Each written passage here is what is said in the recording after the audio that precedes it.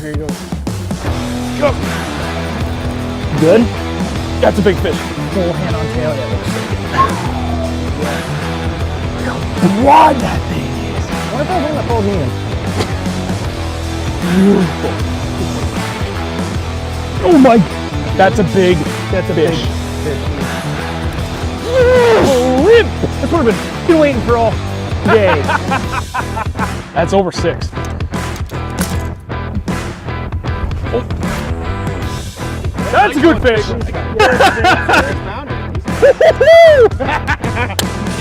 Donkey. That's a heavy spot. Oh my God, please get the net. Please get the net. I got you, buddy.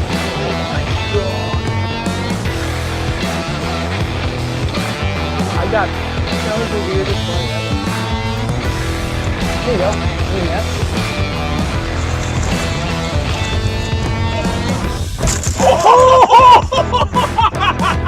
What the? Oh yeah, he's got another 4.5. Oh my God, this might be it. If I can land this fish. Holy sh! 5.06.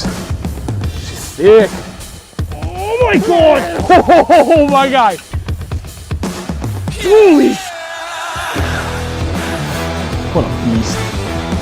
Dude, that's it! That's it! 4 pounds small. I need a picture. Oh wow! That might be a 4. That might be a 4. Yeah, it's a 4. You guys show that off too. 4 pounds, 12 ounces. Holy! Trailer just getting going. Yeah? Yeah.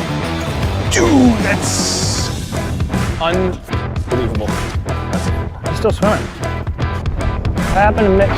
Yup.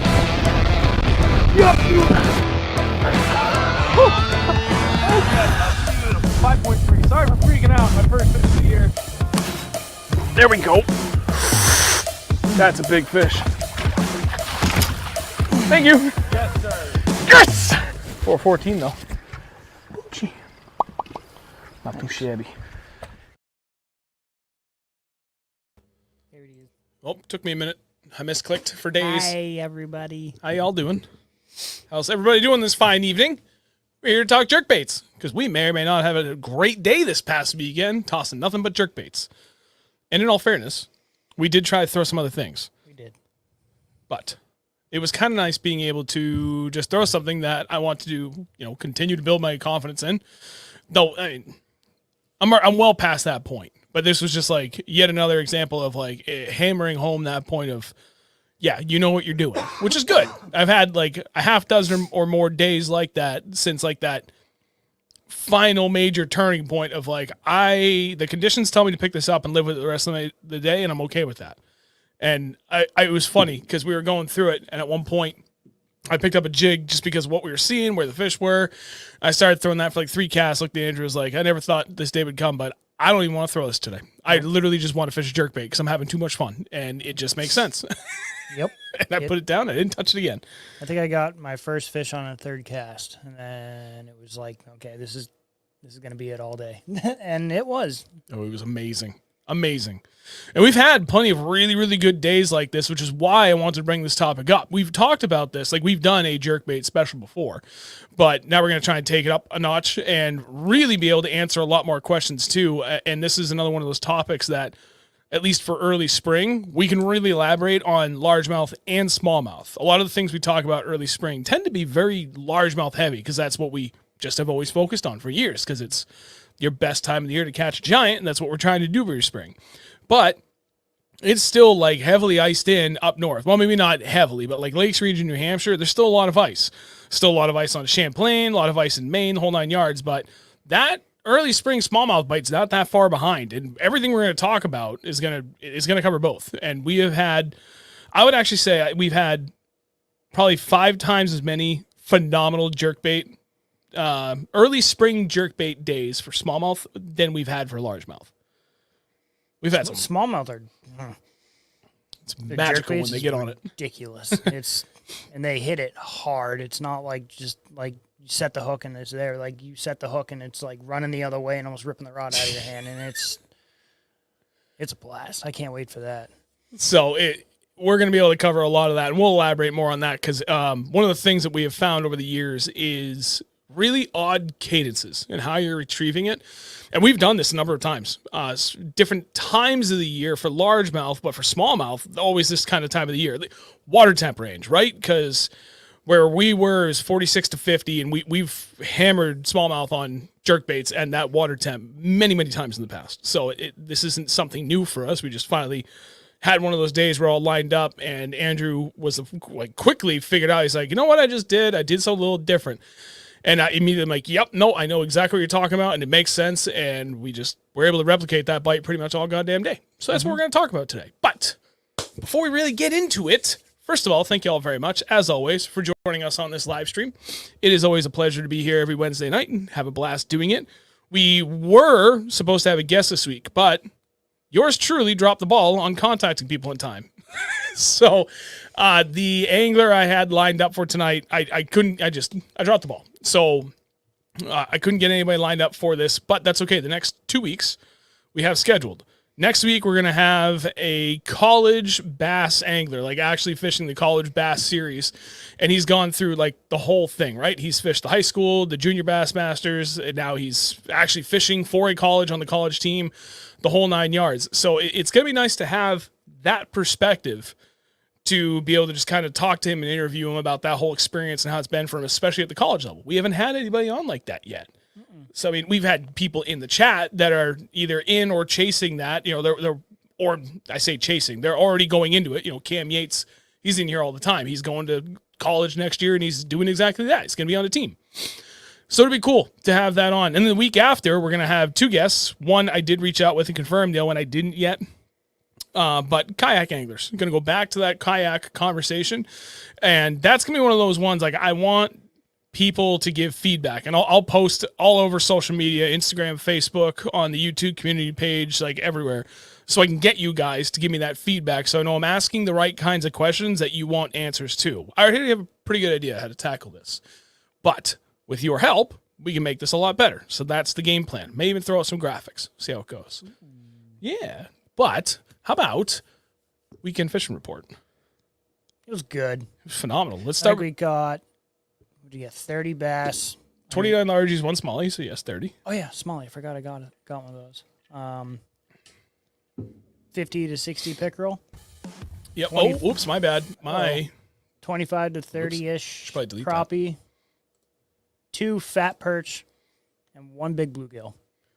Yeah, that was chonky bluegill. Yeah, he smoked it too. That was pretty cool. And I tell you what, damn near every single one of the pickerel we caught too.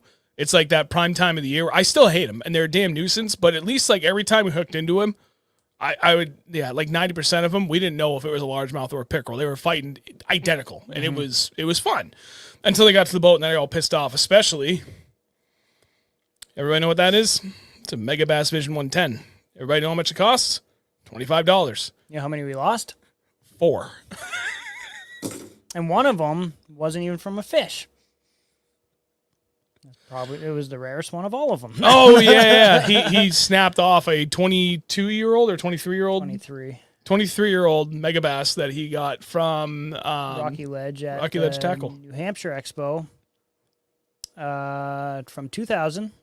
I saw it. It was one of the straight eye 110s, and I bought it. And I was like, we went out with David Roy, who is a 110 enthusiast. He's a Mega Bass everything enthusiast. Yes. And he's bougie. He looks at me, and I grab the box, and I'm like, hey, check this out. I just start peeling it, and I open it. He's like, ah. And then I lost it the next day, this past weekend. Yeah, I don't even know what the hell happened. I cast it, and the line broke like halfway through the reel, and I got it just gone. I tried to find it. I couldn't see it. I had no idea where it even landed, so I didn't know where to begin to look, but I scanned, and the wind was ripping, although we chose a place that would be much more friendly to a straight west wind. That worked out pretty good, but she was gone. And it's just the way she goes sometimes. It is what it is. I paid $20 for it at the show. In all fairness. It was worth a little bit more than that. But yeah, it was, total value, if you wanted to go down that road, it was probably worth a lot more. But it is what it is. And in all fairness. I bought it to use it. Exactly. we really haven't lost that many expensive jerkbaits like that. Usually end up breaking them. Like the last 2 that I broke was at last fall, and we lost 5 that day because you broke a bill off and lost 3, and I lost 1. No. I lost 2, and then I broke the bill off of this one. Oh, okay. Well, not this one. Well, technically, I lost 4 because this one started floating like that. Oh, yeah, I figured it out. One of the weights is stuck in the tail. Yeah. 3. Let go. Let go. I'll figure it out later. Every time I slap the table, I realize that Mike picks it up hard. I'll fix that anyway. But, we really haven't lost that many of those, so I'll take it. The last time I lost any of those, like on a regular basis, I think was last year in the fall, the place we keep talking about we want to go back to in the worst way. Or caught the 2 6s last year. And we got in a really good jerkbait bite, but they were up, like, in the rocks. So you had to, like, try and kiss the outside edge of these rock piles. And I was slapping the rock piles. I broke 2 bills off of 2 110s. So it's just part of playing the game. But elaborating more on the weekend fishing report, because this is where it's going to be important for you guys going out this week into this weekend. Water temps are climbing fast. It's kind of weird because we're still getting really cold weather nights, but where we went, water was 46 to 47 to start. We actually did find almost 52-degree water, but there was no fish up there because the area was just barren and extra shallow. We checked, did our due diligence. They weren't there. Caught a couple pickerel. Yep, and then we came. Oh yeah. I was thinking that even smaller area. We went in, we scanned. We're like, nah, nope, that's wrong. Get out. Yep. And we came back out. But where we were catching most of the fish was 40, almost 49 for like the beginning portion of the day, and it climbed to 50 to 51 by the end of the day. And actually, by like midday, and it just kind of held there. Even though air temps aren't that warm, and we've got colder nights ahead, the UV is getting stronger and stronger by the day. And as long as you get a couple of good days of just good sunshine, we've talked about this 100 times, those fish are going to start pulling up fast.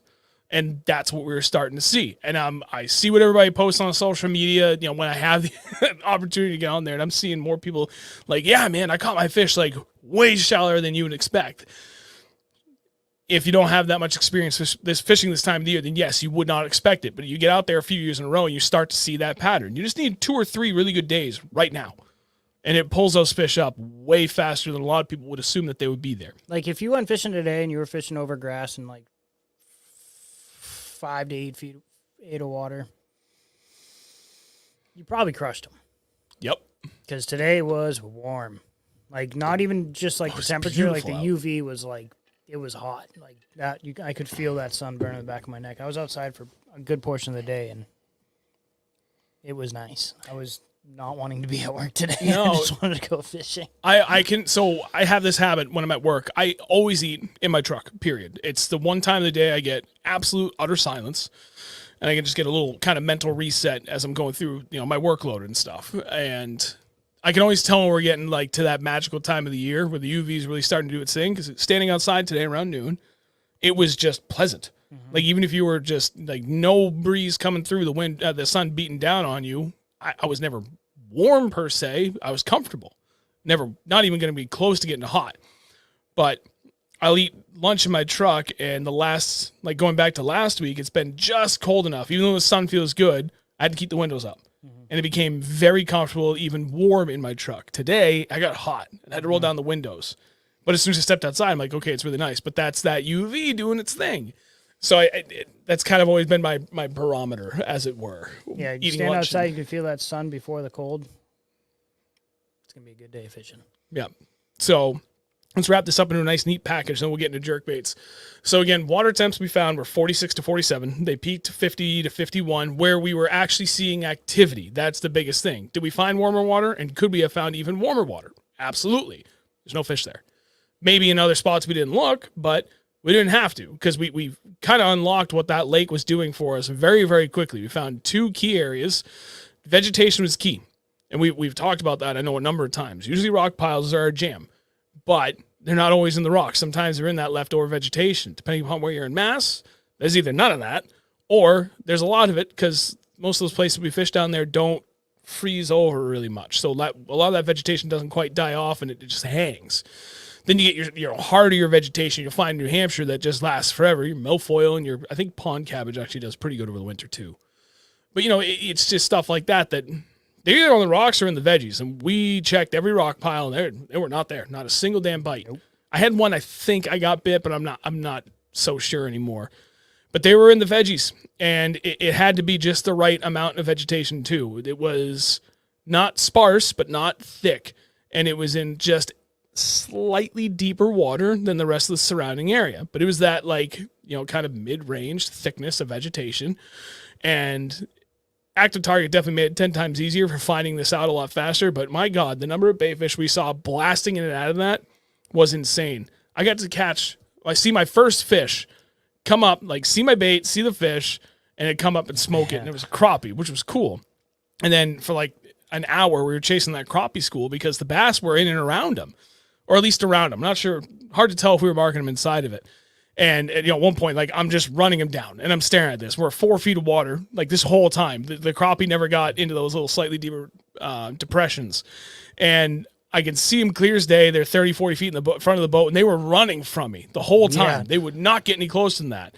So I'm looking down, looking at my nose cone, firing out that jerkbait, tick. And actually, at this point, we were reeling it, but we'll get to that. And I see my jerkbait come through the school, but I knew it was getting close because all of a sudden you see the school stop and hard shift all together in one direction. And my jerkbait would come in the screen, and the whole school's like, skirt! Yeah. And they would run it down. And then I'd pause, and the whole school would stop. There'd be a few feet behind it, and then just one fish come rocketing out and smoke the jerkbait.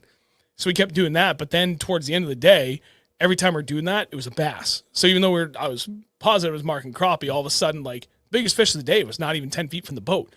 I got through the school, and I'm looking at the graph. I'm not even paying attention to my rod. I'm like, oh, this is cool. I can see it. I chase it. And all of a sudden, I looked at you, and my rod went, whew. I was like, ah, and I leaned into it. It was, 3 1/4 largely, I think. Yeah, something like that. So it was cool. It was fun to be able to do that, but that was, that's warming trends and just trying to figure out what kind of structure they're relating to. They're always going to be around the bait fish. As long as you have something, whether it's a good pair of sunglasses and the right conditions on that body of water, or you're just most basic 2D sonar. If you're marking bait fish right now, you are in the right area. Mm-hmm. You just need to see some sort of activity. This colder water temps, all the fish tend to congregate in the same kind of areas. You don't have to cover a ton of water. If you're in the fish, don't think that just because they're not biting, you can go find other, you might get lucky and find other productive areas, but you found one of the key areas that the bulk of those fish want to be in. So it's something to keep in the back of your mind. Yes. I did see a question before we get into this, and I wanted, Jason, the Bass and Panda.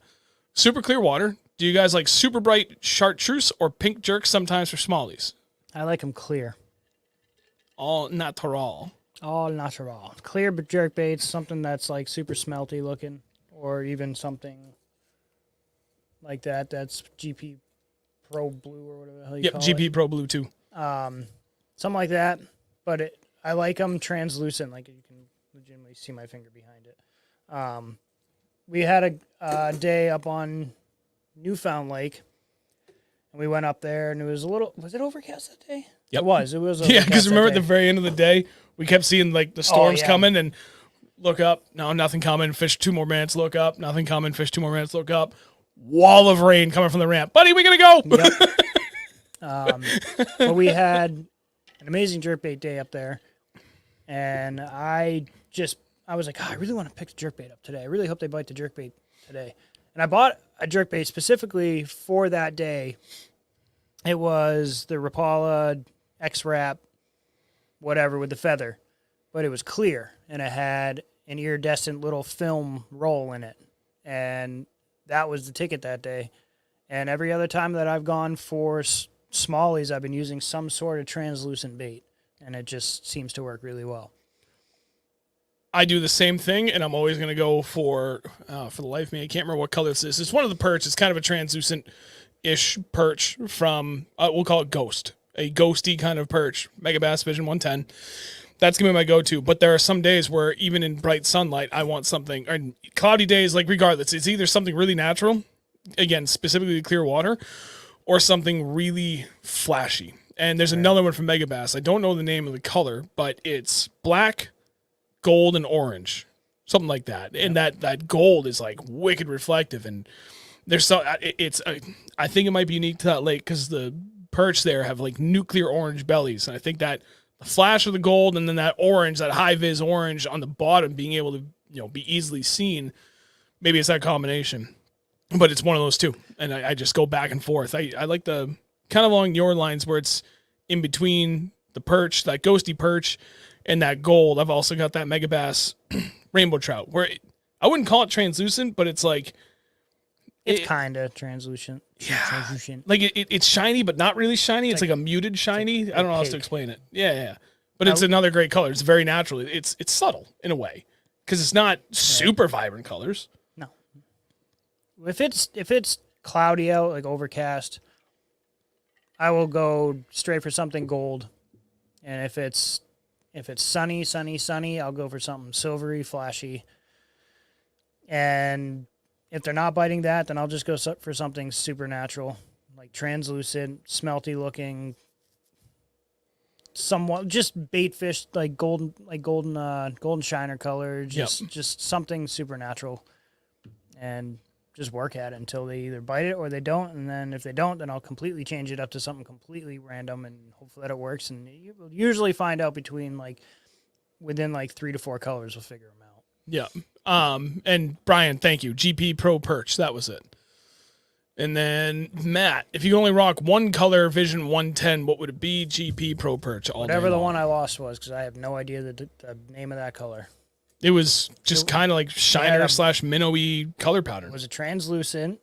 It had black on top, silverish, kind of goldish on the side, and then it went down to, I think there was like a little bit of orange on the belly. Or maybe it was white. I think it was white on the belly. But it looks sexy. Yeah, either one of those. Because yellow perch are so prevalent. I mean, all over the Northeast. All over the northern half of the country. So to me, like that's as good a bet as you're going to get. Everything eats yellow perch. So that's why I like that color. I'm always going to have that. And I like this because it's just really freaking close to the majority of perch I've seen that we've caught everywhere. Regardless of what the water conditions and clarity and depth are, almost all of them look like that. That's why I have a hard time beating that jerkbait. That's another good one from Jason. I'm curious about the Berkeley Stunnas too. Yeah, I've been actually looking into those a lot lately, and they look good. I think I'm going to get a couple. I'm willing to give them a shot. Well, especially the only reason I like the 110s is because out of the box, I think they're pretty damn hard to beat for just like perfectly suspending. I like them for cold water because you don't got to really tune them too much. No, they just work right out of the box. And you don't need to do anything fancy with them. You just chuck them. Any other jerkbait in the summer, in the warmer months, it's just like they're going to work because you're not really pausing that long.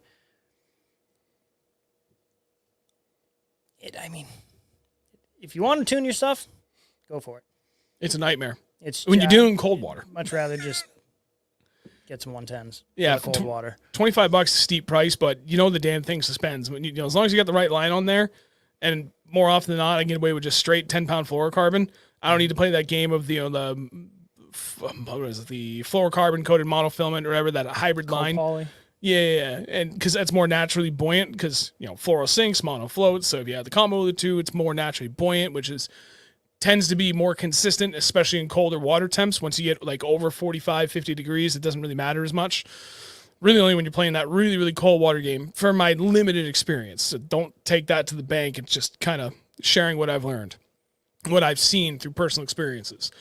But then once you get over 50 degrees, it doesn't really matter. You don't need to buy these expensive ones, like at all. In all fairness, you really don't need to, period. But my God, cold water, they're just hard to beat.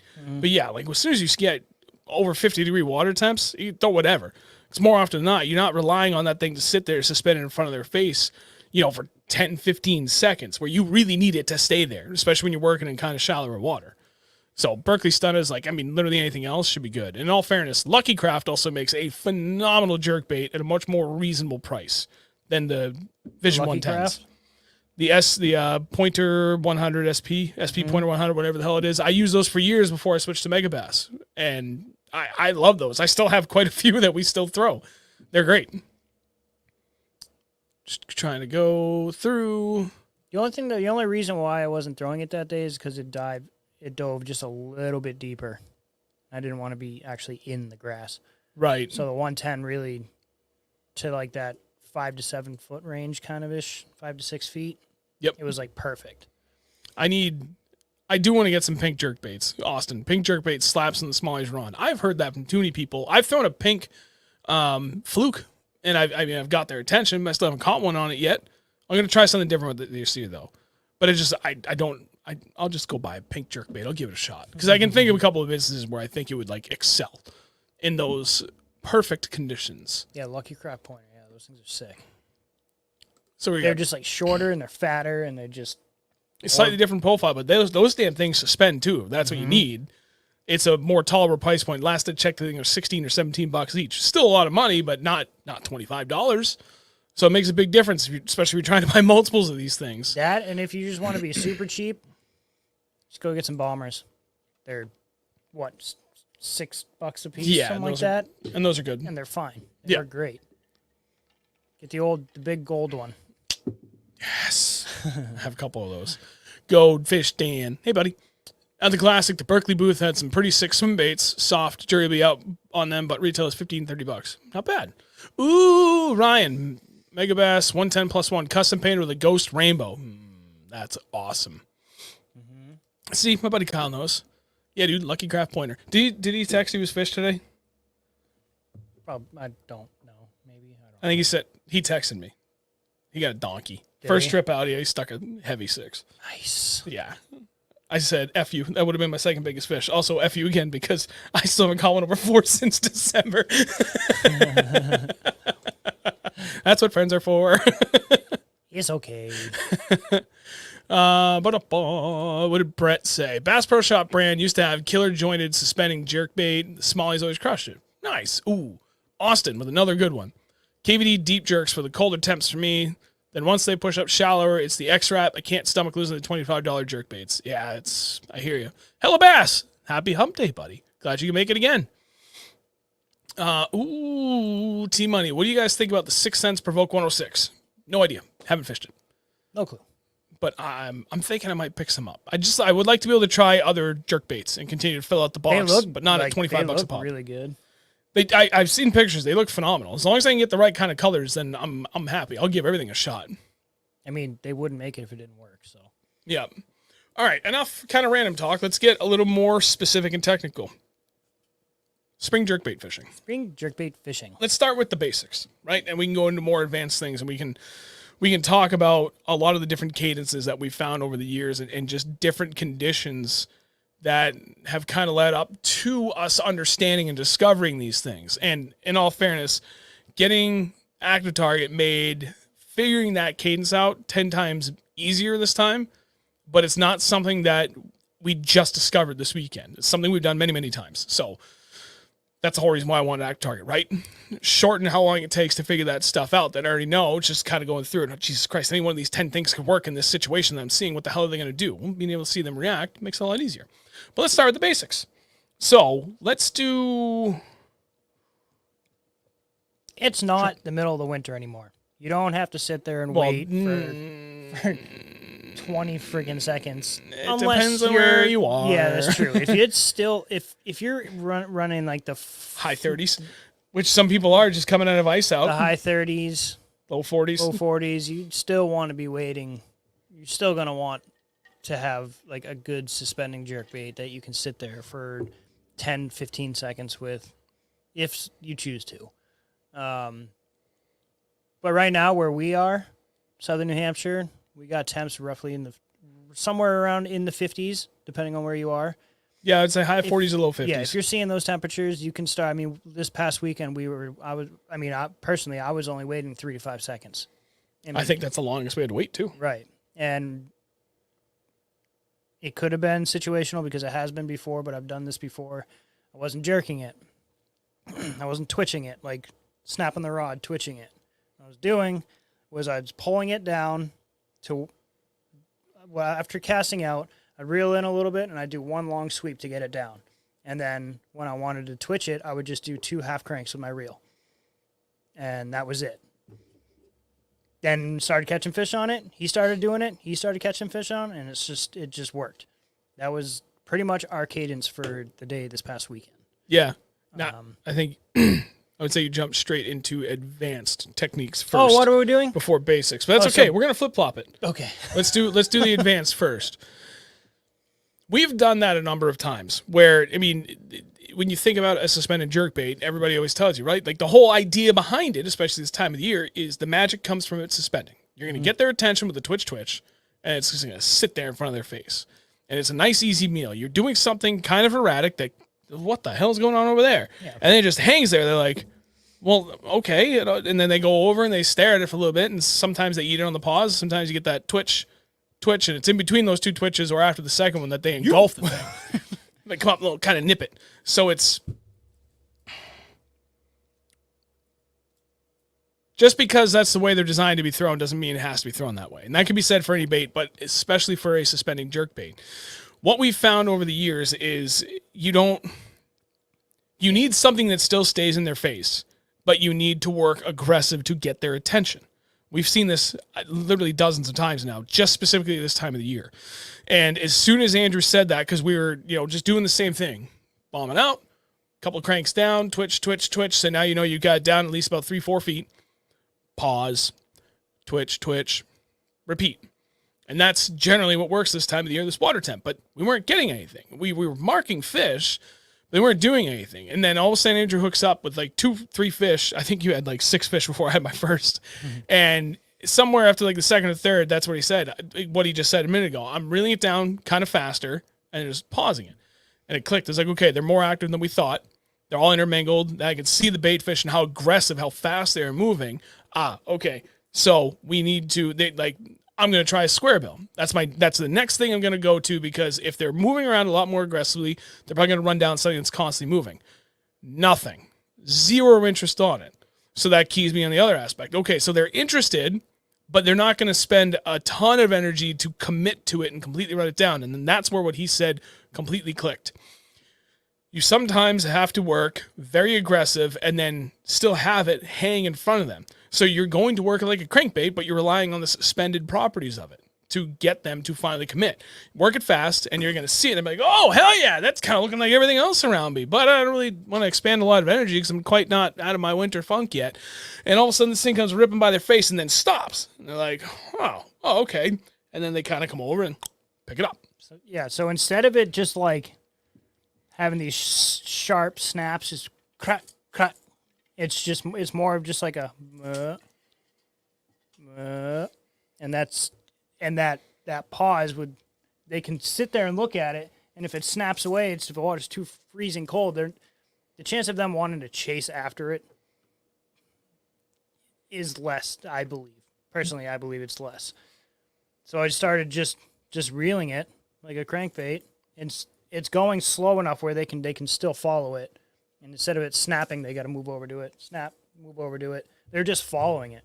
And then when they decide they want to bite, it's just right in front of their faces, not moving away from them super fast. So they have time to kind of think about what the hell they want to do with it, and then eat it. Yep. Scott, you're the man for asking that question. I'm glad you did. The reason is because I have been throwing an old Shimano Sitka 200E. I don't know how old the damn thing is, but it's pretty old at this point. And one of my breaks kind of started crapping out. We went out for like 2 hours Friday after work. Just for the sake of getting outside, it was kind of nice out. 2 or 3 of your breaks got all messed up. Yep. And it needs to be serviced desperately. So I'm like, okay, well, I need a new reel. I had an old Daiwa Fuego, and that's what we took out. That's what I lined up my jerkbait rod on. It's a 6-3-1, I think, on that one. And I believe that one is also 28 inches per turn. Andrew and his jerkbait rod runs 8.3-1. Lew's Hypermag, which is 33 inches per turn. And I just learned this because I went and bought a new reel from Lew's this weekend. Sorry, Monday when I got home from work, I was like, I need a new reel. So I just bought one, and I was looking at that specifically. And that got me thinking while we were out there fishing, because once he told me I'm reeling it down kind of fast and pausing, and then that's when they're eating it after like 3 to 5 seconds. And I started doing that, and like nothing happened for 20, maybe even almost 30 minutes for me before I was like, you know what, I'm going to try and go a little bit faster. And immediately I hooked up with a fish. And I said that to him. And I was like, you know what? I forgot you were on the Hypermag. I'm not. I have much slower retrieve ratio in mine than yours, so I had to speed up considerably to match your slow crank. And that was it. And I was watching repeatedly throughout the day. He's just kind of 1, 2, where I'm like 1, 2, 3. And, we're still off a little bit, I think, for total retrieve, but that overall speed was probably much closer to 1-to-1 at that point. And that ended up being the ticket. So I always say for like slow moving baits or your standard like moving baits, jackhammer, spinner bait, crankbaits, whatever, 6.3-to-1, because you don't want to go too fast. In this case, the too fast ended up being the ticket. Because the moment I started speeding that up, I started getting on them. And that lasted from, I think I caught my first fish. We're on the water at 7:30. I caught my first one around 8:30, 8:45, somewhere in that window. And then all of a sudden, like, it never ended. I started working it fast from that point until we got off the water at 6 o'clock. And I think, just trying to think what else. And we got on the water at 7. It was a long day, but we couldn't stop catching them. It was great. We had a lot of fun. Granted, I mean, out there from essentially fished lines in the water, lines out 7:30 to 6 p.m. And we only caught 30 bass in the window, so like it's a good number, but not like a ton, right? But 25 plus crappie, 40 freaking pickerel, a couple of perch. There was enough other crap going on that it was like, it seemed like every 5 minutes we were hooking into something. Right. But that ended up being the ticket. And a lot of that had to do with that retrieve ratio and getting it down there a little bit faster. And I wasn't twitching it at all at that point. And especially towards the end of the day, I was burning it. And I think I got a half dozen bass towards the end of the day where bombed it out, hits the water, and I just click, like burned it down 10 reels, and then paused. Not even a second after I stopped reeling, all of a sudden my rod's going the other way. Mm-hmm. So they got even more aggressive, but I had to burn it to get their attention, then let it hang in front of their face, then to come up and smoke the thing. Just because it's called a jerkbait doesn't mean you need to sit there and twitch the shit out of it all day long.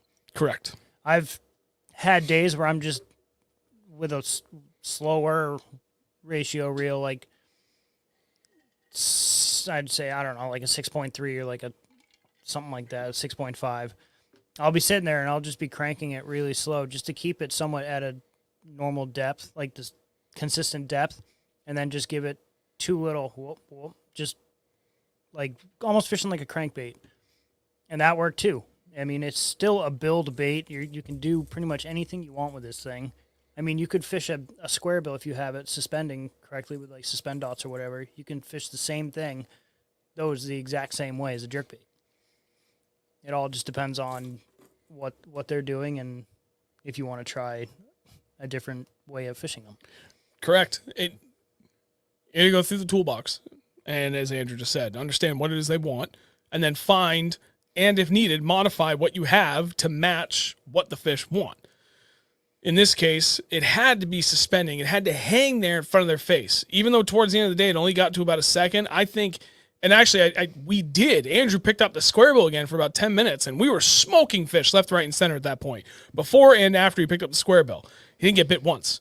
As soon as he picked that jerkbait back up, he kept getting back on them again. Mm-hmm. So having that little pause, but staying right in front of their damn face was critical to this particular day. I've had other days where I couldn't get them to look at a jerkbait, despite how violently I was slashing it or just twitching it, because it was either all over the damn place, and like Andrew had said earlier, it's like, it's too much, I don't want that. But otherwise, it was just straight lining, and that wasn't enough action to get their attention. But the moment I started working something like a chatterbait or spinnerbait, I could see these fish. They were so shallow, and they'd run it down, but they would never commit to it.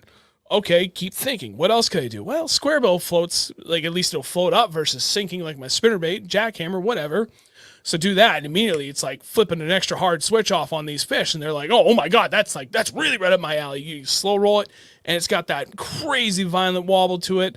Same deal. They wouldn't commit to it, and I'd pause, and then we'll pop up like a cork, and they would, like, as soon as it started going up, those fish 180 and burned out of there.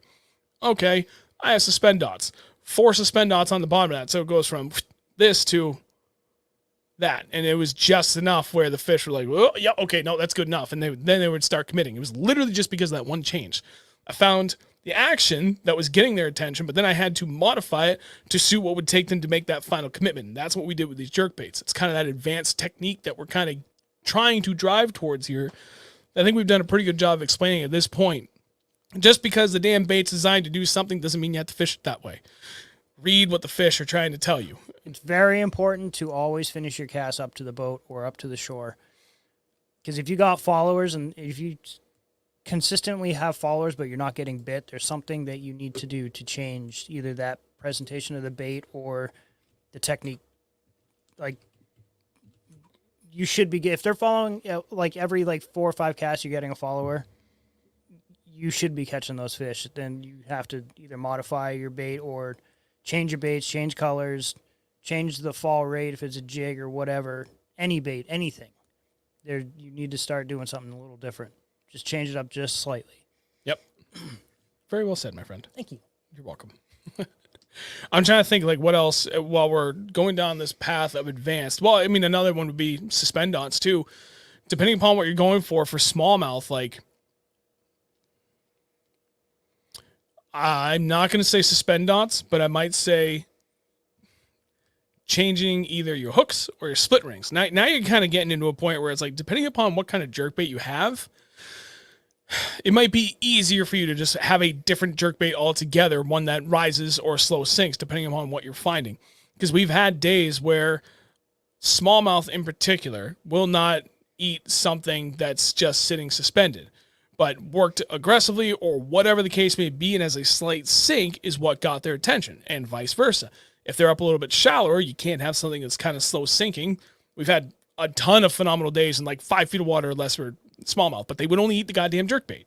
And a very, very, very, very slow rising jerkbait was the key, because you'd work it fast and kind of grind it down towards the bottom, and you'd pause and it would come back up, and they'd follow it and hit the brakes right at the bottom, and as it's coming up, they'd almost do a swooping turn on it, come up, smoke it, and go the other way. Mm-hmm. So that's kind of that next step to think about. Okay, yeah, it needs to suspend, but maybe not perfectly. Having that slow sink or slow rise could be beneficial to you in certain conditions. Same thing, I would assume that at some point we're going to run into a condition for these early spring smallmouth, especially when we go up north very, very shortly here. Water's going to be much colder, probably still low, mid-40s, and a 110 plus 2 is going to be the ticket, but we might need it to have it slowly sinking in order to get it down just a little bit closer to them. They might see it from 10 feet below and be like, yeah, I like it, but that's too far. I mean, they do the same thing with Demiki. You're 10 feet above their head, and they're like... True. This is accurate portrayal, by the way. You see that thing up there? I do. It looks good. You want to go? You should go. I'm kind of tired. Go for it. Get my way. I'm going. No. Hold on. Let me get my jacket. That's literally how it is, though. And then they come up, they go down. They come up, they go down. It's the same thing if you're sitting there with a jerkbait in low 40-degree water. They'll do the same exact thing. They'll look at it. They don't know if they want it. They see it move slightly. They're like, ooh, ooh, ooh, ooh. They'll get closer. They'll get closer. They'll get closer. And then all of a sudden, your rod is just going to load up. Yep. Or you're going to twitch it, and it's just there's going to be weight. Your rod's just going to load up or go the other way and almost rip out of your hand. Boat Potato, thank you for bringing that up, because you're absolutely right. I think, and I don't know if many people, I guess, think about this or understand it. Different water temperatures will affect buoyancy properties. And it's not much, but it is enough. Mm-hmm. And you're absolutely right. Your 110s are going to change depending upon temp. That goes across the board, regardless of what jerkbait you have, because buoyancy of materials definitely are different, say, at 40 degrees than they are at 70 degrees. And in that really, really cold water, it seems that buoyancy is decreased. And I guarantee you there's a smarter or more accurate scientific way of explaining that. But in my dumb up north redneck hillbilly explanation, cold water, less buoyancy. Simple as that. Oh, it would be a lot of money to do and a lot of time to figure out which jerkbaits that you want for cold water, depending between temperatures. Say high 30s to low 40s, you have a box of jerkbaits set aside for that temperature. And then bingo. From say low 40s to mid 40s, you got another box, and then mid 40s to 50s and 50s to 60, and just on and on. It would take forever and a lot of money. So, but if you really like jerkbaits, it's true, and a lot of people, I'm sure, do that. I'm getting closer to that point where I'm going to build out my jerkbaits like I do my jigs. There are some jerkbaits that I use for only certain conditions. Like the 110s, perfect for cold water. They suspend perfectly in cold water. You usually have a little bit of a rise to them, but that's fine. Thank you, Matt. What was I going to say? I forgot. You were talking about... Oh, and for when it's warmer, literally any jerkbait will work because you're cracking that thing so fast. You just have to get the color right, really, and you should be on them. That's when I like those Lucky Crafts. Because another... And all right, I'll throw this in the advanced thing. I don't know if it really kind of fits there, but maybe it does. Box of jerkbaits. Everything's in the boat. Don't have them. Those cheap ones that we had for Champlain. Oh, Is that box there? No, it's the one over here on the right. That one that's standing up on the side. Yeah. Not all jerkbaits are created equal in the sense of what it takes to get them to get that slashing action. And Tactical Bassin actually did a phenomenal video on this, I think, several years ago that really demonstrated that. But, I mean, they're absolutely right. What it takes to get a 110 to slash right, left, right, and do what you would think is kind of like optimal for a suspending jerkbait is not the same as what you would have to do for a Lucky Craft Pointer 100 or something much bigger, like a 130 size jerkbait or whatever size up at that point, where some jerkbaits just take a little kind of the wrist and you can get that thing to dance nicely. And there's some where you got to crack the ever-living hell at it to really get it to slash the way you want it to. That's something else to take in consideration. Don't assume that you can do the same thing and get the same results from jerkbaits from multiple different manufacturers, because that's not going to be the case most cases. Don't assume your jerkbait's gender. Did you assume my jerkbait slashing technique, Brett? I mean, these are all, these are the Rick Clun series, Lucky Strike jerkbaits. They're cheap. You would bought these for Champlain just because there's a bunch of pike up there and they love to eat jerkbaits. And I got those on sale for like $3 and change each. Right. And I mean, they got good hooks on them. They look decently made. And I would throw the absolute bejesus out of this anywhere in the summer. They're cheap. They're cheap. They float like hell, though. I mean, that's even on like just straight 10-pound fluoro, even 12-pound fluoro. So fluorocarbon tends to sink. Heavier line, as I understand it, what I've experienced, heavier line is going to sink a little bit faster or better, for something like this. In this case, where you're trying to keep it in the middle. I've heard people go either way with that, but regardless, whatever. Regardless what line I throw those ones on, those cheap knockoffs, or the cheapo ones, they rock it up, which is kind of nice when we're fishing where we're going to be in Champlain. One, you got a lot of pike, so it's nice that it's a really cheap option. I don't care how many of those things I lose. They're $3 each. Two, they float really, really fast. So where we're going to be, there's a lot of shallow vegetation, but you've still got like a 2 to 3 foot window over the top of that where that's going to be really, really good, or at least it's supposed to. In the last couple of years, 3 years in a row, we've been up there, and that jerkbait bite has not been on for us. Jig bite's been on fire though, so I'm not going to complain. I don't think we're really grinded up the the jerkbait bite as much as we should have, but we will this year. We definitely will this year. Well, I take that back. We're going to do whatever the hell makes the most sense this year. We're going to do whatever the hell catches a fish. I actually really hope it's a jackhammer bite again. I hope it's a jerkbait bite because that's fun. Either one, I really don't care. We're going to wax them anyway. But I digress. 4 pound smallies all day long on jerkbaits. Yes, please. Thank you. Or little swim baits. Okashira. Ooh, yeah, spy bait action again. That could be fun. Okay, anyway. So I got lucky with these jerkbaits. They were cheap. They had the right colors I was looking for. Like, that all works, right? So, good. But I even got just jaw of the luck that they end up kind of having a high rate of speed in their float. And that just worked for the areas we're on in Champlain. So that's another kind of thing to think about when you're going through this. Really quick, Brett Anderson's Fishing Vermont. Thank you very much, dude. Greatly appreciate it. Glad you gave us a chance to come and watch and that you're finding it informative. So I thank you for subscribing. We thank you for subscribing. We thank you. We thank you. We thank you. Scott, you ever are throw thanked. Yozuri? Yes. That's that super shiny one you kicked the crap out of me with up on Newfound. That little reflective ribbon inside. No, that was a Rapala. I could promise you it was a Rapala. Okay, I bought a Yozuri that was almost identical to it. That's what I thought you had. And I have a couple from I'm gonna have Florida. I was going for snook. Oh, yeah, I forgot about that. I should bring those. What did I see? Nice.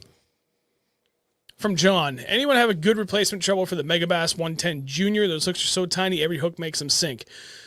I don't know what it is off the top of my head. You're going to have to do some serious Google food to figure that out. Travis figured out? Yeah, that was for regular 110. Oh. Yeah, because it's you're getting down into like grams and fractions of a gram to keep those things doing exactly what they were designed to do. So it is imperative that if you can't get, your OEM stock hooks for these things, then you need to try and match them to the gram. Or else you're just going to make that thing either sink like a rock or float like a cork. Oh, on that 110 Junior, that's got to be even tougher to come across. I'm trying to think, is there anything else kind of more advanced? I mean, we covered different cadences. We've covered, I saw a question from Jason on rods. We can cover that next. But as far as advanced techniques goes, we covered cadence in different situations. We've covered sizes, colors. We covered colors earlier. Kinda, yeah. Kinda. Touched on them, yeah. But I'm not too concerned. Colors is just so situational. Hard to say. We've covered different conditions. Oh my God. We've covered different sizes and styles and the what water temps can do. I think we covered everything, I guess, from what I would say like a more advanced perspective. I don't know if I'm missing anything else. I don't think so, really. Peeling. Cool. Anyway. Don't be afraid to try different cadences, even if it's not just jerkbaits, like snapping the wrist. It just try different things. Yep. You'd be surprised on how you could catch fish on jerkbaits. It's pretty cool. Okay, so in answer to your question, John, we've got a couple people. Boat Potato said, which by the way, I love that name. It's a good one. It's funny. ST36 size 8. Jason, the Crazy Hickbait Company said owner STX45 Zell wire should be a light enough wire. And then our buddy DJ at 3D Fishing said the owner STX. Mm-hmm. Take a gander at those, see which one suits your fancy, and make it work. And I did see. So I guess before we go into like the real basic jerkbait information, which we've covered a lot, but we will reiterate because you just never know who's going to find it helpful and when. But I did see Jason asked, what rod selection are you boys using? You want to go first? I don't even know. Is that your custom one from Wicked Custom Rods? Yes, it's a custom rod. It's like I honestly don't even know the ratings of it. It's like a moderate. I think I know. I think it's like a 610 or. Scott, I see you. We'll get to that. I don't remember. I think it's like a 610-ish. Moderate fast. Medium, moderate, fast. Medium, moderate, fast. Now, weight rating on it, I have no idea. But it's one of those, it kind of doesn't matter because you're literally just using it for jerkbaits and crankbaits. Yeah. And you know that everything you throw for any of those, with the exception of some of those giant deep divers we got recently, are going to work on that rod. Oh, yeah, 100%.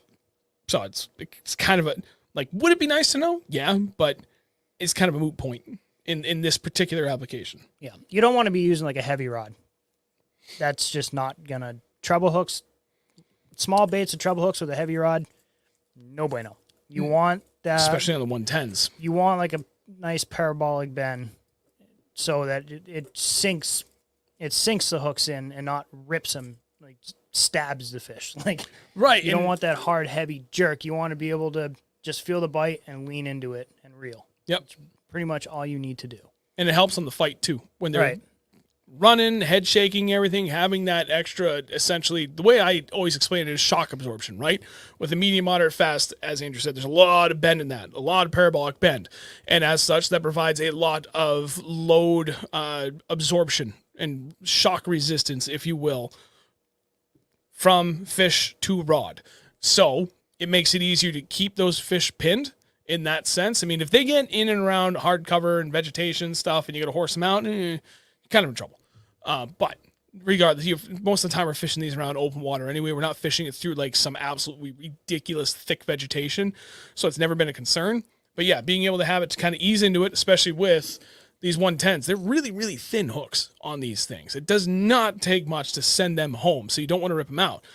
Then again, that's still even good for, say, what was I using? The Jackal Re-Range. What's the other jerkbait I was using this weekend? yeah. I ended up using that for the second half of the day. Yeah, I used that for almost the entire day. Well, I didn't want to lose any more 110s, and I was all out of my favorite colors anyway. That was my last perch I had. Right. So I picked that up, and I ended up, I think I caught the bulk of all of my fish on that thing. But those are, like, I would say more traditional hooks. They're kind of like the same things you'd find in your standard crankbait hook. Not that it's a stout hook by any means, but it's quite a bit heavier duty or thicker gauge than what you'd find on the 110s. It's also a bigger bodied jerkbait, which is going to have different properties, sinking or floating, and they compensated with the hooks, I'm guessing. That makes sense. So for that, I will lean into a little bit harder, but I have the same thing. I have a 7-foot medium moderate fast. It's a Team Lose Custom Pro Speed Stick, which at this point has now been discontinued as I understand it. I think they still have some on the website. But I'm replacing that with a Douglas casting rod at some point here because I want something a little shorter. The 7-foot's nice. I want like a 6'8" or a 6'10" just because I'm tired of hitting the boat or I'm tired of hitting the water. So just having something that's a smidge shorter, like a 6'10", would be like chef's kiss. Yeah, it's always nice to be able to have a rod where it's not super long. So when you're doing like vertical, like jerks, I can't even say that right. Vertical twitches. Just like straight down, so you're not sitting there smacking the water. Just have it a little bit shorter, and I like having a really short butt on my rod, so when you're sitting there doing it, you're not smacking yourself in the stomach or in your side or anything, and when you set the hook, you can just kind of lean into it and start reeling. You do the same thing with spinning setup as well, if you like to jerkbait with spinning setup. Yes, which by all means, do it, and especially in ridiculous winds. I have done that myself a fair number of times, because I think I have like... The only way I used to throw them just because I was so sick and tired of backlashing. I just like, you know what? I'm going to a spin rod for a little while. And some days, it works. Depending upon what you have for your boat and gear, the way it's rigged, like whatever you have for options on it, being able to stay in the wind, especially if you got on the fish and the wind picked up, you may be forced to cast up into the wind. And trying to do that, even with the world's greatest freaking casting gear, it can be a nightmare. Throwing a spinning rod ain't no shame in it. And it works. You can huck that thing in the wind with everything you've got and still get a good cast, and you don't worry about backlashes. And it's, I don't know, you don't need a casting rod for it.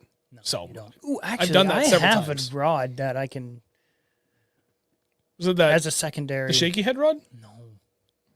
Which one? My PB rod.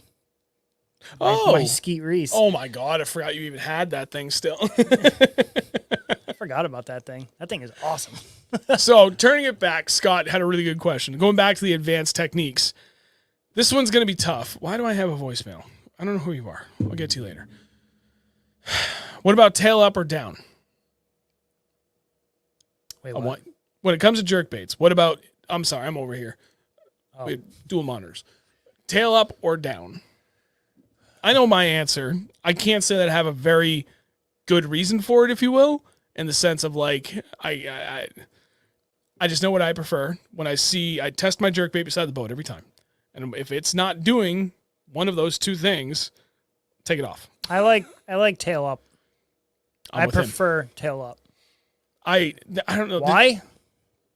Seems more natural. When it's sitting like this, it just looks not right. So I think because if the way we have and typically do fish jerkbaits at the times of the year we're doing it, we are fishing it in colder water, suspending, and in the sense of like tail up or tail down, right? It's going to matter when it's stopped and suspending. What it means is when after sitting there pausing like this or like this. Thank you. If the way I fish, my setup, the baits, water temps, like that, literally everything combined, my jerkbaits are either suspending or they're slightly sinking. So I want tail up, slightly nose down. If I were fishing jerkbaits that were tending to float a little more up, then I would probably be more prone to wanting to use one that's nose up. I want something that looks more natural and makes sense. I don't know, something that's floating like this straight up just doesn't seem right to me. It just doesn't look right. All right. But that does, nose up because I'm swimming up. Nose down because it's slightly sinking. But more often than not, dying fish also do some weird ass shit. Yes, they do. Yeah. Big circles and then. So here's your answer. I don't know. Just throw top water or whatever. Did he respond yet? Who? Scott. I was just making sure because we were talking about it, but I didn't and then see if he came back. What do you prefer, Scott? I'd like to hear you too. Boat potato. If my jerkbait is nose up, I throw it away or send it back. Pretty much, I just won't use it. Yeah, I literally am like, oh, that's gone. Cut it off and throw it away. I mean, they're built with a bill to force it to go down. Just to me, it just seems like that's just the way it's supposed to be. Yep. What did Tim say? One reason I use a spinning rod to throw jerkbaits is the superior drag you get with a spinning reel. I don't bend out too many hooks. That's a fair point. Mm-hmm. Much smoother drag system. At least in all the rods and reels. All the casting and spinning reels that I've used, especially when you're going way down. Yeah. I like my spinning reels. My biggest fish on a jerkbait was caught on a spinning setup, and it wasn't windy. It was just a little breezy, and that's just what I had. So I was like, yeah, I'll throw it on this, whatever. Austin. It works. Corrado DC, king of jerkbaits and wind. So funny you mentioned that. I wanted to buy one, and that's what I was planning to do, despite the fact I still have. Oh, what, a DC? Yeah. Yeah, that would be real helpful in the Couldn't wind. find one. I checked Ben's first. Really? Out of stock. Then I went through everybody else. Everybody was out of stock or backordered. Everybody? Huh? Berkshire? Yep. Do that, yeah. Berkshire, Tackle Trap, Lakeside. I mean, they're one and the same now at this point. Joe might have a couple used ones sitting there. Shit. Maybe I'll still drive down there. I ended up buying a reel from Lou's, but I can use that for something else. When are you going? I don't know. I'll wait for you. We can go Saturday in the rain, the pouring rain. It's supposed to pour buckets on Saturday. Yeah, let's go. Let's All go. right. I want to. Joe, yeah. I don't know. You don't watch this, but just in case you do, we're coming down. Better be open. We should go to Ben's afterwards too. Anyway, I'd like to go visit. I almost swung by there yesterday, but I realized where I was driving. Oh yeah, you're not even close. No. I thought I was close, but I was not. Ryan, well, I mean, I didn't know what I wanted until Monday, like literally Monday of this week, because my old Shimano crapped the bed on me on basically Friday. No, the weekend before it was acting up. And we went out Friday after work, and it really died. And I was like, you know what? I still have that Daiwa Fuego, and it's not a bad reel. Like that one's, I think, the second oldest reel I own at this point. But I haven't used it much. So I was like, I'll just throw that. And it was okay, but it's being quirky. And then I remembered, I was like, oh, right. On really light weights, there's something just quirky about the braking on this. I bet if I got it serviced, it'd be fine. But in the meantime. What is that one that Lou's? It's got like the gray, gold, and carbon fiber reel. Which one is that? Is that the custom SLP? The one that we both have? Whatever, yeah. Yeah, the custom SLP. So I'm running no brakes in that right now. Oh, yeah, I forgot. They're gone. Yeah, we should probably put it in the thing. While I don't still need can. it. No, it works mint for me. Okay. I know how to use it. So I'm just saying you can adapt. It's true. So at any rate, the real, like, Friday night was kind of like the end of it. I'm like, I got my Fuego. And then I fished with it all day Sunday, and it was like, I can do this 99% of the time without wind, in the wind like 70% of the time, and I was having trouble with it. So Monday I was like, F it, I'm buying a reel. I haven't bought a reel in a little while. I was like, time to treat myself. I enjoy jerkbait fishing enough. I'm going to get a DC. Yeah, well, nobody had a DC. So I was like, okay, I'll just get another Lewis for the time being. I will get a DC later this year. That's my plan. I'll do it. I'll get one too. Wait, Alex said they had him at Bass Pro and Foxborough. I'm not driving down there. Because now we don't need to be... Well, we literally don't have a real sponsor, so... What did we can get whatever the hell we want. Hey, Carl. Austin, they're really worth it, but to be honest, the brakes start screwing up 2 years in. That's not too bad, I guess. Carl, little inside info because I own both. King of jerkbait reels in the wind is the Daiwa Tatula SB TW 110%, and it's not even close.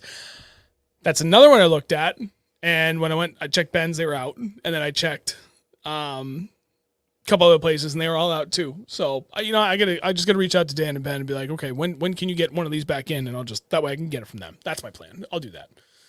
And that one I got from Lou's, trust me, I'll find a home for that. I have extra rods now. How much are those DCs anyway?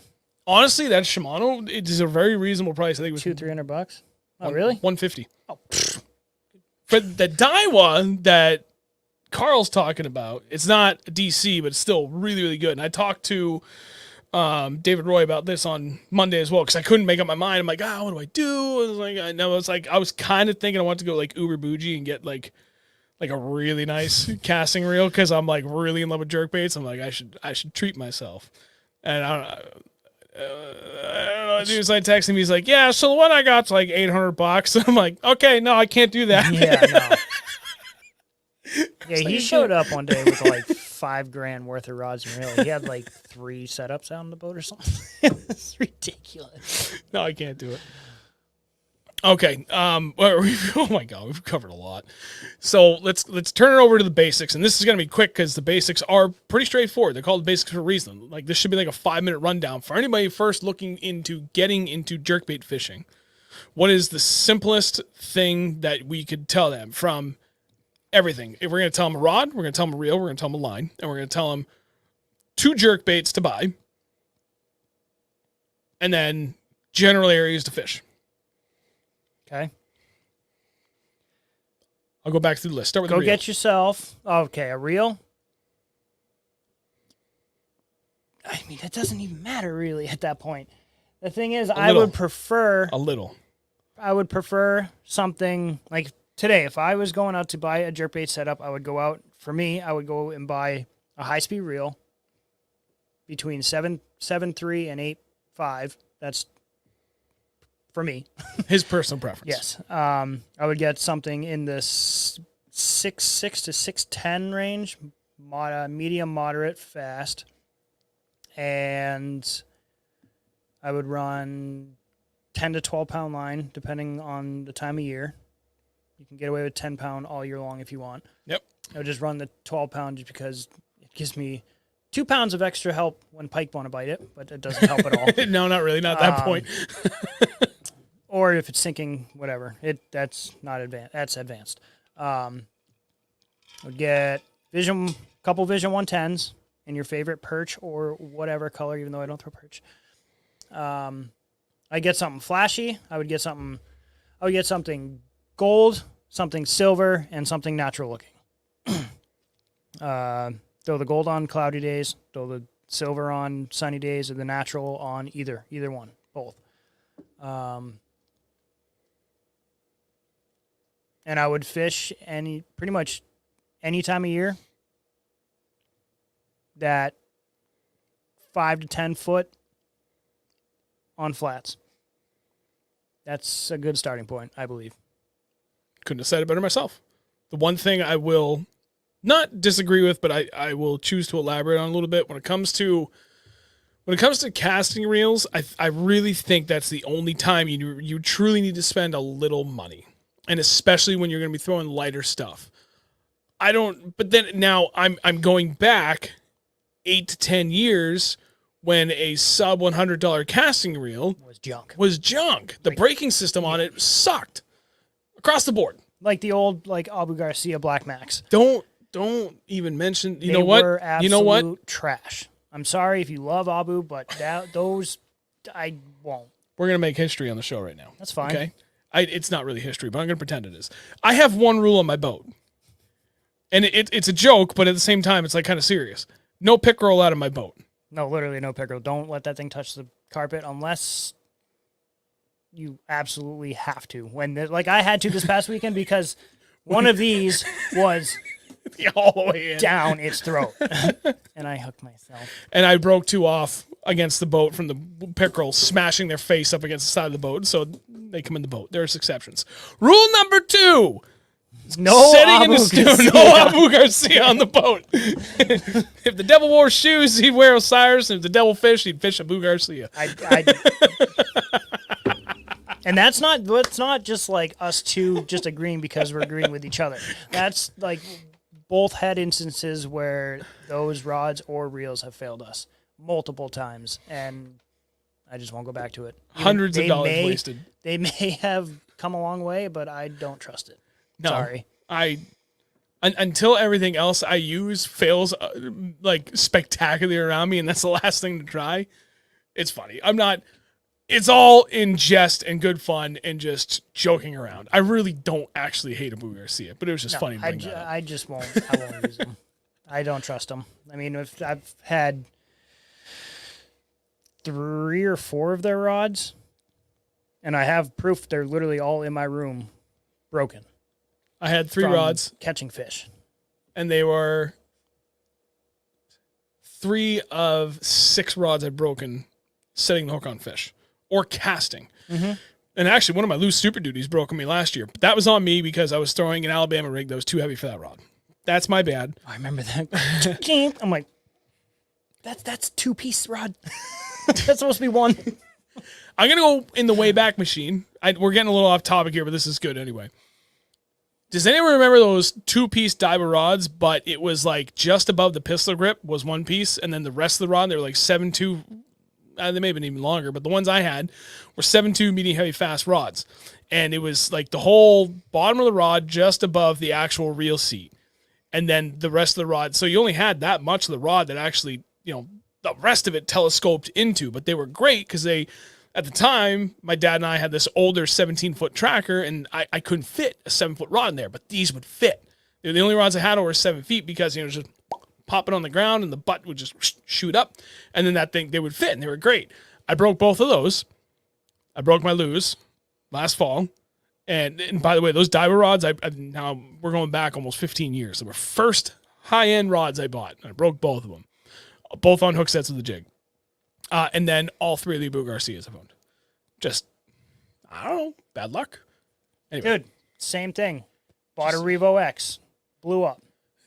Yeah, That happened to Josh. We went to God. We went to Dick's, and he's like, I'm going to go buy a Revo. He was all excited, super excited to buy this new Revo. He spent a lot of money on it. Yeah, he spent like $250 for it, I believe. Uh-huh. And this was a long time ago. That was like 10 years ago. Yeah. No, that made me A 12 years ago. Revo, it was a Revo S. And, yeah, I think it was like second time out. He just couldn't figure out how to tune it. It just wouldn't work. And then all of a sudden it was just junk. And like, that was kind of my first, like, time ever seeing like a bait caster just exploding. I was like, okay, that's junk. I don't want to have anything to do with that. But David, much like the no pickerel on the boat rule, there's an exception to everything. I will let you come fish with us, even if you have a boo. yes. In all fairness, again, I haven't tried any of their You're high-end the one stuff, so I have no not idea. us. I'm kidding. This kind of humor right here is like literally all good fun, and that like if you got whoever comes fishing with us, like this is what you get all day, whether you like it or not. So just be prepared as we guide more this year. And we're holding back here. Okay, back wild. on track. So what I was saying about reels, I don't know if it's the same now as it was back at that point where this whole conversation started, where sub $100 casting reels for lighter lures sucked. And it was a miserable experience. There was a couple around that $80 mark that were phenomenal, but now prices going up. I don't know where that kind of price point begins. So if you're looking to get into jerkbait fishing for the first time, that is the only area I would, in my personal opinion, strongly suggest you spend a little bit more money. Not a ton. You do not need a $300 or $400 or $500 reel. But I don't think you should be buying a $50 casting reel either. You might want to start looking at $100 to $120 range. There's a lot of great options out there by a bunch of reputable companies that will fit your needs. And I promise you, it's going to make your life a hell of a lot easier. So that is the only caveat I will add to everything Andrew said for kind of beginners. Now, the last but not least for beginners, cadence, right? Like that's kind of the hard thing that people, especially me, kind of have trouble wrapping their head around. It's like, okay, I'm out there, I'm fishing a jerkbait, and everybody says, jerk, jerk, pause. Well, what the hell does that even mean? Literally. 3 to 5 seconds. Yes. Start there. If that's not working, 5 to 8 seconds. You're If not that's not sitting working, there. I mean, keep going slower. like right now with the colder weather, you're not really sitting there and like smacking that thing like hard. You're just giving it a couple little clack, clack. Like with slack line, you want to start it with slack line. Sorry. I'm reading. Twitch it till you feel it's just kind of like just feel the line tension up and then right back. And that's it. You just want the line to, I don't know if you're gonna be able to see this, straighten and then back to nothing. That's what that's all you're trying to do. You're trying to move that thing like just getting it to twitch to the side and back. That's it. You're not trying to get that thing to swim 10 feet and then pause it. As a beginner, you just practice just the twitch. and pause for 3 to 5 seconds. You should get it. I completely agree. And honestly, I think that's all we need to cover. So we've done like a whole, we're not done, by the way. Just that's all we need to cover on the basic stuff, because we've done a whole separate episode where that's really what we focused on, was a lot of that beginner aspect stuff. We went through a bunch of different models and brands for like the whole 9 yards. So if you're interested, you can find that on the channel. Just search like Reel Nothern Bass Talk Jerkbaits, and it's going to come up. It's a thumbnail with all of it on there. I will put it in the comments as well to make life easier for people that watch this after it's been up live. You know, it'll be up there later tonight. David's article? Yeah, and then I can do that. So on our website, which is still currently 603bass.com, we have a really phenomenal article written by our friend David Roy all about jerkbait fishing. And a lot of that stuff is more catered towards the beginners. So that's another great resource, which that website is coming back roaring hard this year. I'm going to make a concerted effort to get that back up and going. But, Carl, I do want to address this. The Abu's and Lou's reels are all made in the same Chinese factory. Shimano and Daiwa lead the way, period. You're not wrong on either one of those. However, one thing that nobody has made clear to me is just because those two brands are made in the same factory does not mean that they're the same quality. It's like I can't name them. I know of other companies where they get the same goddamn product from the same people. In that case, you really are getting, in some cases, the exact same effing thing. And it's just got a different sticker on it. Then there's other cases where, yes, they're made in the same factory by the same people, but not to the same specs. And that's something that a lot of people overlook. Just because it's made in the same facility doesn't mean it's made to the same specifications. And that's something no one I've heard has ever touched on. And I'd like to hear more about that. I'm sorry, that came off sounding more aggressive than it meant to. I didn't mean that. I just realized I was like starting to get like unintentionally heated. But it's something to consider. Like, just because they're made in the same factory doesn't mean they're same exact things. Me and my sisters were made in the same factory where you ain't the same thing. Hello? Quality's better over here, boys.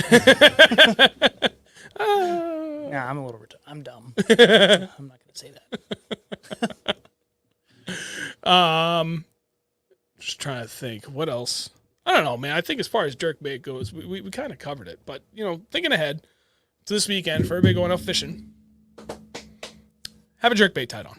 You can promise you that. Oh, dude, I have 1, 2, 3, 12, 76 of them. You're going to love them. Hi, Alec. That's my face. I love the fact I put that in there. Yeah, same. The one I was on the roller coaster. Oh, my God. That's my favorite. He cropped my face out with that emoji of my face, and he copied and pasted over somebody's face that was on a roller coaster. Dude, I guarantee you I can find it right now.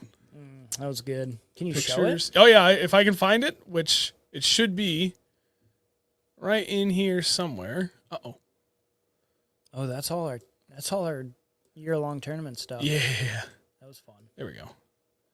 I know I left it in here. I thought I did. Give me 1 second. I'm going to find this. Oh, wait. There it is. All right, found it. Hang on. Present.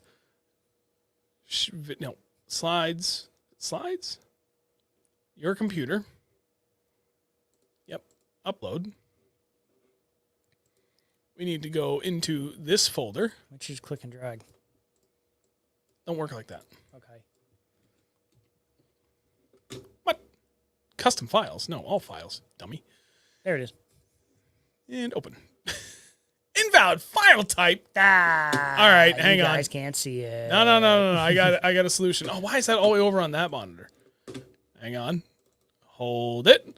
Now we're going to, okay, yep, go ahead. And now we're going to present and share screen. Entire screen. That one. Share. There you go.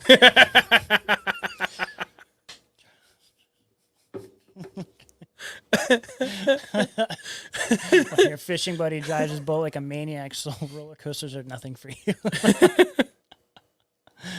That's funny. Dude. Carl, you are spot on. We should get Michael Mello on. Ooh, yeah. I mean, he's a good dude anyway. I love talking to him, but it'd be cool to have him on so we could talk about things like that. What better resource? Yeah. Mike, do you want to come on the show? Mr. Mello. Meet the Mello.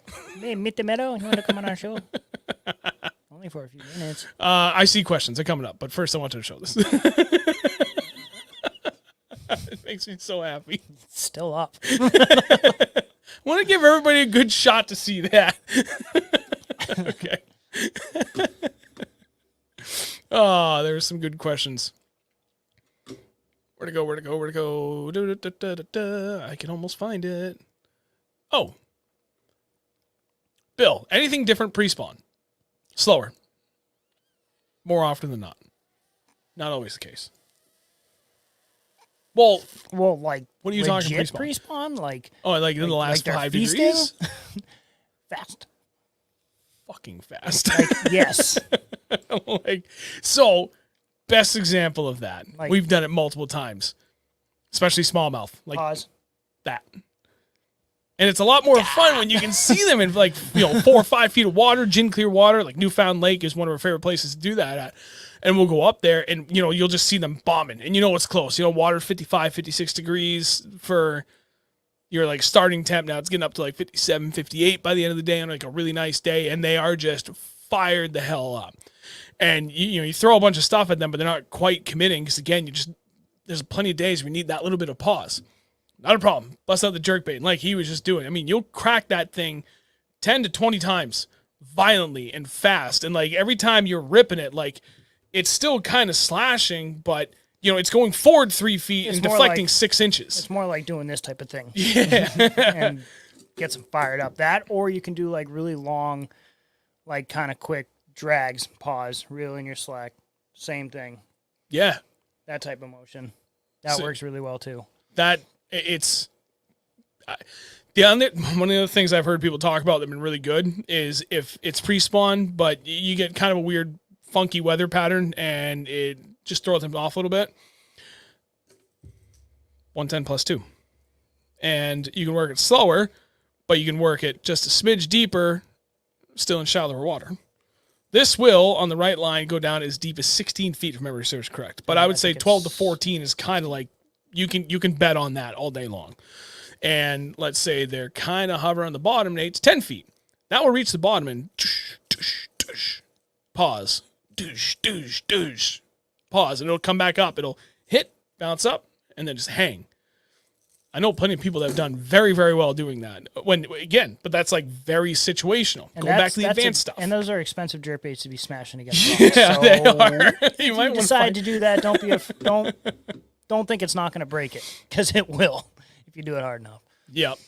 Austin, rain is 65 on Saturday. You're going to crush somewhere. Dude, I am telling you, I'm tempted to go out Saturday too. I know I'm going out Sunday. I'm really tempted to go out Saturday, but I can't push my luck too much. I think we're going out Saturday afternoon. We're going to absolutely smack the shit. And then that boat is going to be disgusting. No, that and water's stinky. super clean. Yeah, no, but I haven't washed it. So like all that road salt and grime and crap and all the fish guts and slime in there it's the last time I washed it in November. As soon as that thing gets wet, it's going to stink. It's okay. I mean, a little rain won't hurt bad. Keith, where in New Hampshire? Keith, you know better than anybody. We don't talk about spots. Anywhere in the southeast. So. Anywhere in the southeast. I mean, literally, Botanical in Brookline is open. I would never in a million years recommend anybody go there. However, to draw the line of where open water is, that's open. I've caught big fish out of there, but it's... Yeah, like 20 years ago. Yeah. Yes, Dan, I will text you that. Thank you. If you cut kind of an arcing line from Botanical, so essentially Brookline, New Hampshire, just a little bit north, maybe as far as Manchester, Massabesic is like almost entirely open. That's a big lake. And just kind of keep cutting like that natural arc all the way over to the seacoast of New Hampshire. That line south is all open, almost without exception. You know what? I'll do you one better. Here, we will show you on whatever the hell the name of that website is again. Well, you know what? I meant to look at this earlier today, but I got not CMAP. I just didn't have. This is I'm learning the wrong website. Hang on. Give it a moment. I will bring it up. Modest Today. that's what it was. MODIS Today. And today was a nice, beautiful, sunny day. Where is our region? There we are. Oh, dude, it's looking good. Oh, it's looking fantastic. Y'all want to know where to fish? Add to stream. And hang on. I wouldn't be surprised if the Lakes region after this weekend opened up a bunch. I want to... How do we hide that? And then we're going to do that. Just make it a wee bit bigger. Okay, there we go. So now, this website is your best friend. Updated daily satellite imagery. It is ge.ssec.wisc.edu/modest-today. If you just go on Google and you search Modest Today, it will take you to this website. MODIS Today. Two things. Once you go to your region, you want to go, what we're about to do, 250 meters. We're going to get as close as we can. They updated this so that you can do this on mobile. The website format did not used to work with a mobile phone, like just using your phone, right?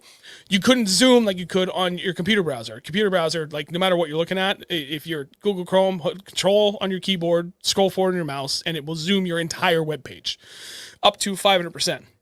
You couldn't like pinch to zoom on this when looking at a mobile until last year. So that's new. Excuse me. So you can do this on your phone now. So we're going to go 250. First, you select your region, go to 250, and then you're going to search false color.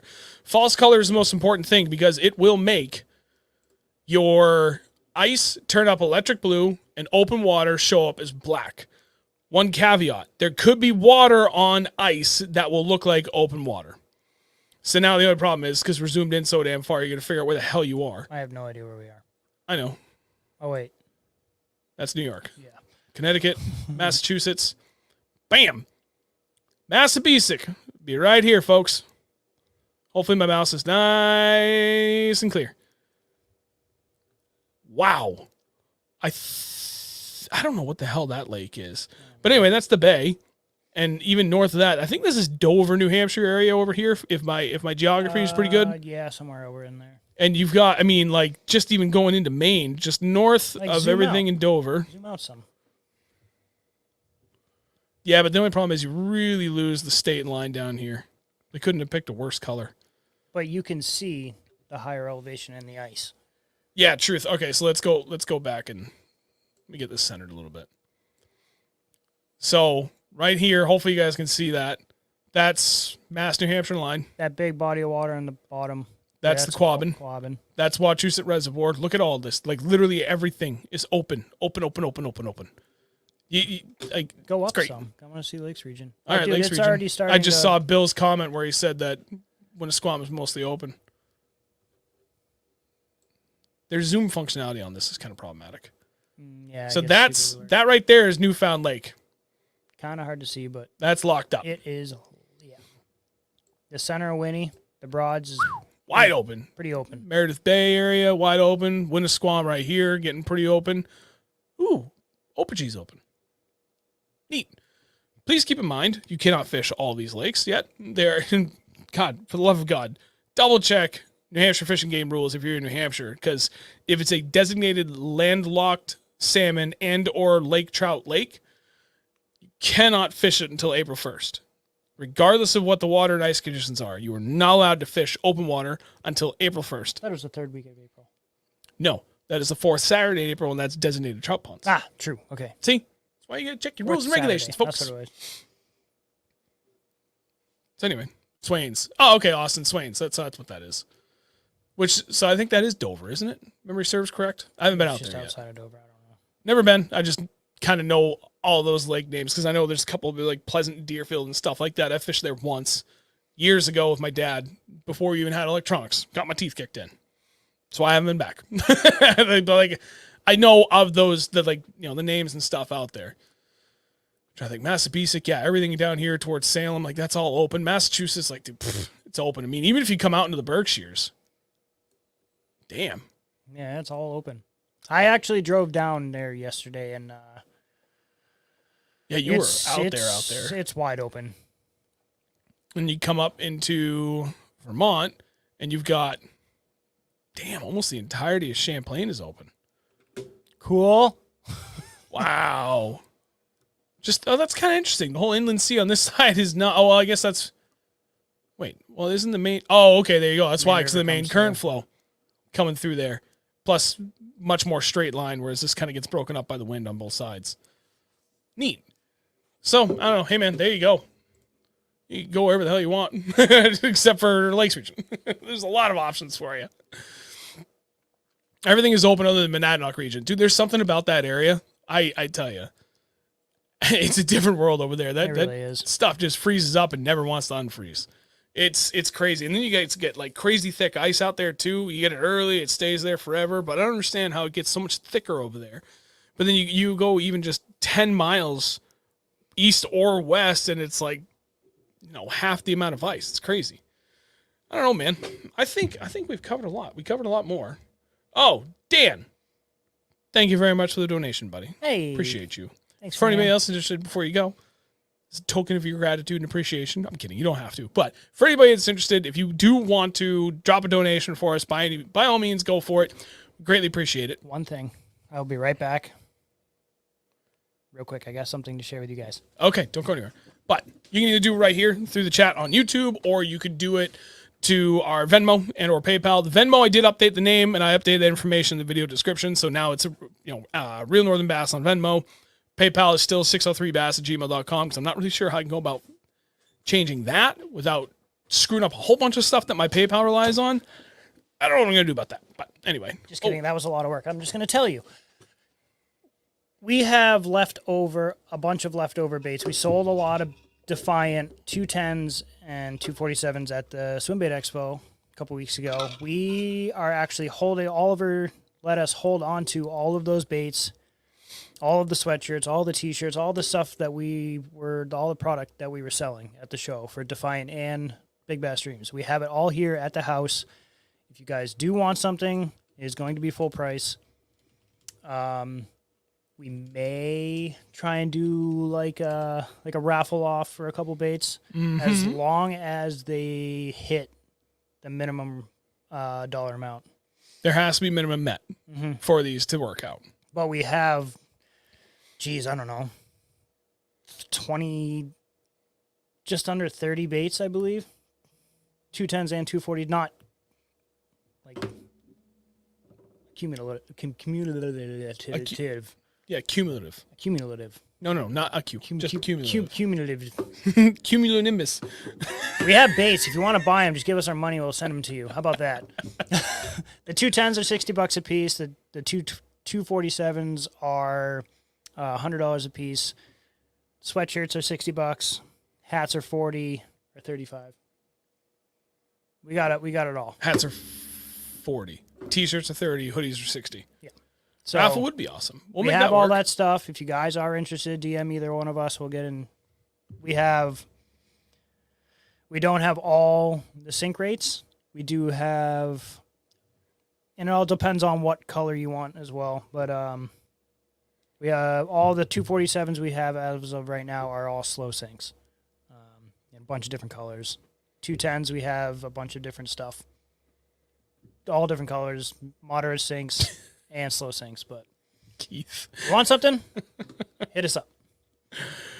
Austin, Champlain, first week of May again. Last year was nuts, dead calm and 80 degrees all week. No way we get it this year. That's what we had. We were up there a week after you, and we'll be up there a week after you again this year. We'll be there May 11th through the 14th. Is that right? Thursday, Friday, Saturday, Sunday. I will probably be there Saturday and Sunday. Depending on how this goes. Depending on how this goes. I'm going to talk to him. Like, let him go. I need my friend. I don't know, man. You know what? Tell you what, this is a great show, and I appreciate everybody giving feedback and just engaging through the chat as always, because it just makes for a much more interesting conversation when we can get input and opinions and everything involved. There's something else, yes? Kevin, they are a double hook, but they're all line through, and they're double hooked line through. So pre-rigged double hooks, and they're like 3 or 4 out. No, but the the line through rigging system that is inside of this bait, it comes with like two, they look like, essentially worm hooks. J hooks. Yep. They're pre-rigged and it's nice. It works out great. Or you can line through on the bottom and throw on your own treble hook of your preference, which is nice. You have that flexibility. It just doesn't come with a treble hook. Right. But it does come with a pre-rigged double hook on the top, which is awesome. Anyway, I think that's it. Next week, we're going to have on a college angler, which would be great. So for anybody that has any high school anglers or kids that are interested in becoming a high school angler, I implore you to share the stream next week or just let people know. We're going to have somebody that did that whole thing, fish through junior Bassmasters, fish through the high school fishing team, is fishing on an actual college bass fishing team for the Bass College Tournament Trail. So, the same guys that run the elites and everything, like he's doing that. So if you know somebody, like this is definitely going to be geared more towards kind of people that are really just interested in learning that, but especially kind of give kids that are going down that road and ideas to kind of what that experience was like. So if you know of anybody, it's like, seriously, please, I implore you, make sure you let them know that that's the plan for next week. Then the following week, we're going to talk about a bunch of kayak stuff too. But I'll post about that when we get closer, so you guys have plenty of opportunities to get ahead of us, or get in touch with us ahead of time, so we can go over like what specific questions do you want to hear. And it'll be good. Anyway, perfect. I'm done rambling. Wrap it up. I'm wrapping up. If you, I never wrap it up. If you do want to see how to rig it, Ryan Miller Fishing just posted. You want to pin that? Which one? The YouTube video on how to rig those Defiance. I believe that's on all of your video. Oh, wait. I pinned it from the wrong thing. Hang on. Pin. There you go. Right there. But, so watch that. And until next time, we will see you guys next Wednesday, like every Wednesday at 8 p.m. Eastern Time at youtube.com/Reel Nothern Bass. And we'll see you later. Have a great night, everybody. We love you.